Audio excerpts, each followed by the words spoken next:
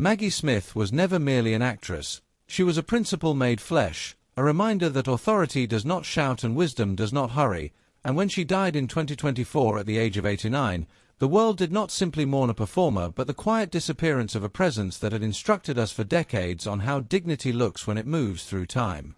To many she will forever be Professor McGonagall, the calm moral spine of a magical world, but long before audiences trusted her on screen, she had earned that trust in life, carrying herself with the composure of someone who understood that greatness is not built through spectacle but through endurance. Tributes arrived instantly from kings, colleagues, and admirers, all circling the same truth in different words. She was formidable, exacting, generous, and irreplaceable. Yet one voice was absent, and that absence spoke louder than praise. Judy Dench, her closest companion across more than 60 years of shared stages and shared silence, said nothing, and in that quiet many sensed that grief, like philosophy, sometimes refuses to announce itself. Born Margaret Natalie Smith in 1934 in Ilford and raised in Oxford among intellect and expectation, she chose the uncertain life of the theatre at 16, stepping away from safety not recklessly but knowingly, as if she understood early that certainty dulls the spirit. From her first performances at the Oxford Playhouse to the National Theatre under Laurence Olivier, she sharpened her craft not with vanity but with discipline, enduring rivalry, brutality, and even physical harm without surrendering her sense of self, absorbing each wound as another proof that mastery demands cost.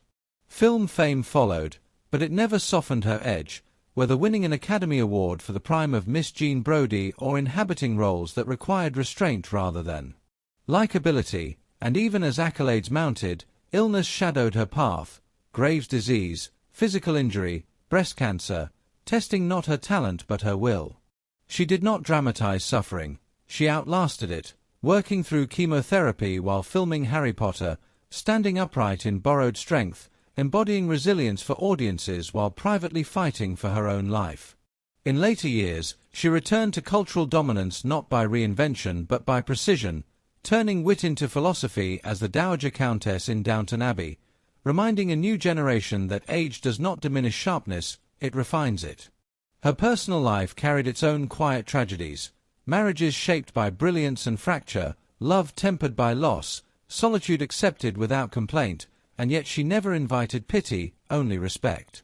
When death finally came, it arrived as she had lived, without spectacle, without explanation, leaving behind children, grandchildren, and a body of work that feels less like entertainment and more like instruction. And then, at last, Judy Dench spoke, not in applause, but in truth, revealing that some grief is too sacred for immediacy, that the loss of a lifelong witness cannot be summarized, only survived. She planted a tree for Maggie, carried a single crabapple in her pocket to the funeral, and let silence do what words could